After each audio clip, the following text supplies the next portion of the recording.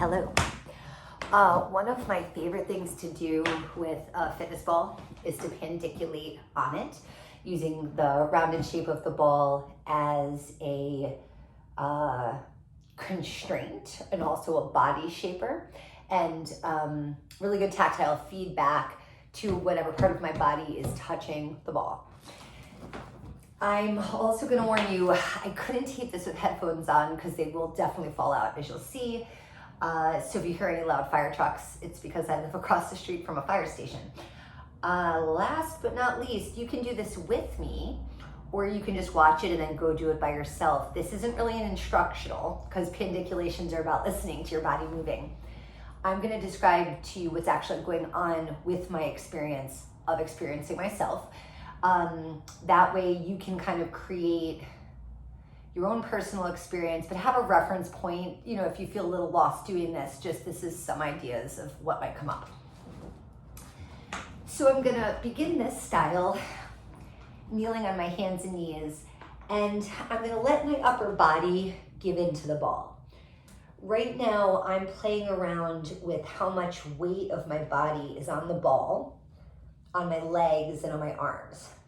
And I'm trying to find a comfortable position to start. So for me, that's definitely a little more weight back in my legs and my upper body flexed forward. So I've offloaded some of the pressure off my chest right now. Before you begin moving, give yourself a couple of breaths just to do as a check-in, sensing how the existence of the ball brings awareness to part of your breath, but also possibly reveals restriction or openness in different parts of the container of your rib cage. And then we're going to start an impulse from the feeling of breath. So imagining the expansion and contraction of the lungs and allowing the body to relate to the ball as part of the breath.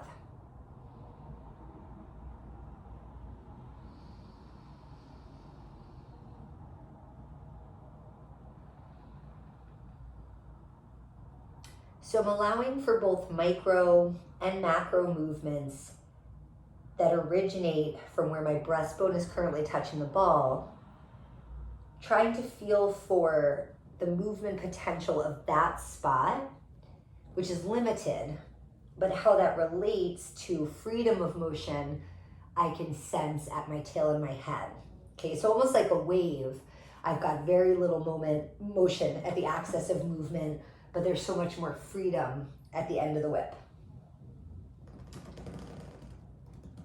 And in any pandiculation, when you've been moving for a while, it's great to just pause again and go back to the foundation of the practice. So today was just your breath, and now relate to the inhale and exhale again. And I'm assuming now like you've got a different part of your rib cage in contact with the ball. It's maybe not even your rib cage anymore. In fact, let me play with that a little bit. So as I get more comfortable on the ball, first I was offloading. Now I'm going to explore a little bit about letting my body weight go into the ball.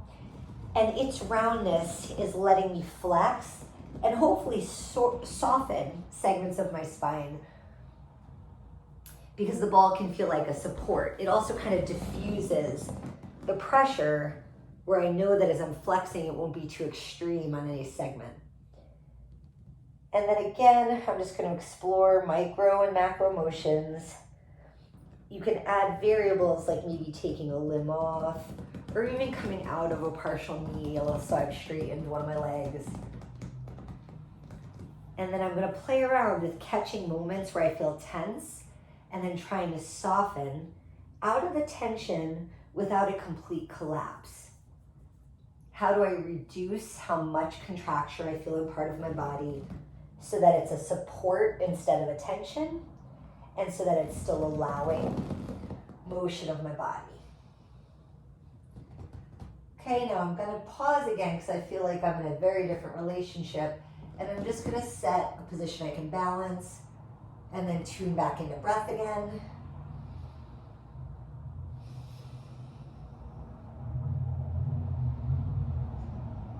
And even in observing my breath, I have a different amount of contact or not with the ball. My exhale in this case isn't really making me sink into it. I'm feeling the force of my breath pulling away from the ribs. And now just following that pump action, I'm going to play around with moving again.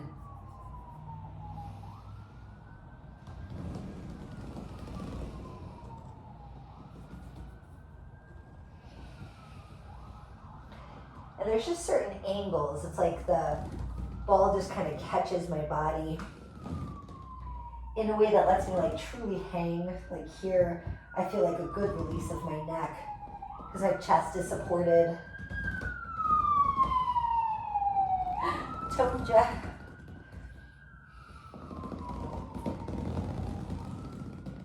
Okay, and again, I'm going to settle into a new pose.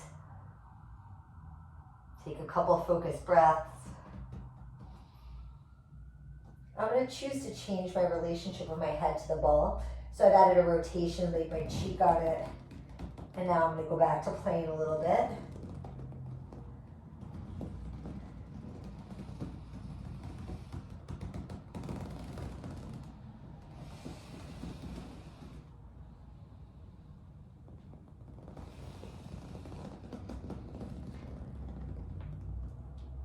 So at first I was trying to get a release through my body, emphasizing a lot of the supportive elements. Right now, just to have a preview or another option, I'm going to go with minimal tension on the ball. And right now I'm using offloading it and placing purposeful pressure into my arms and my legs,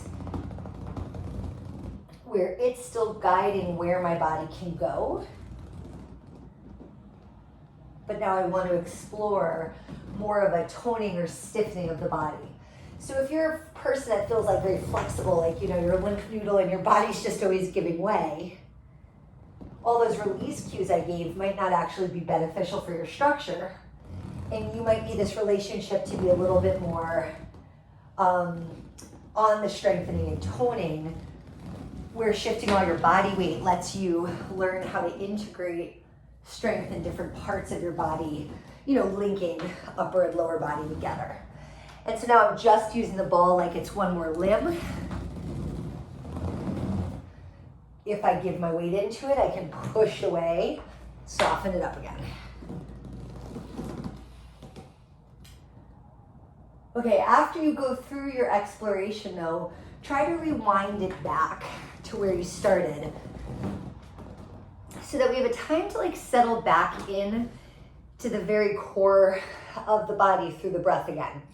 So you're getting to that place where you've only put as much pressure as you want on the ball, offloading the rest of it to your legs, and then just trying to give in with your upper body, and then go back to feeling the relationship, sensing how your body changes internally as you inhale and exhale,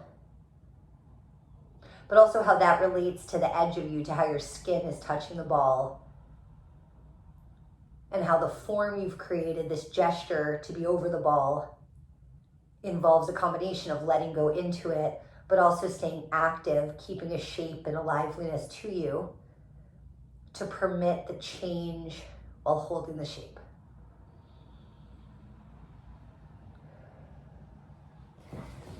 Okay, have fun playing with that.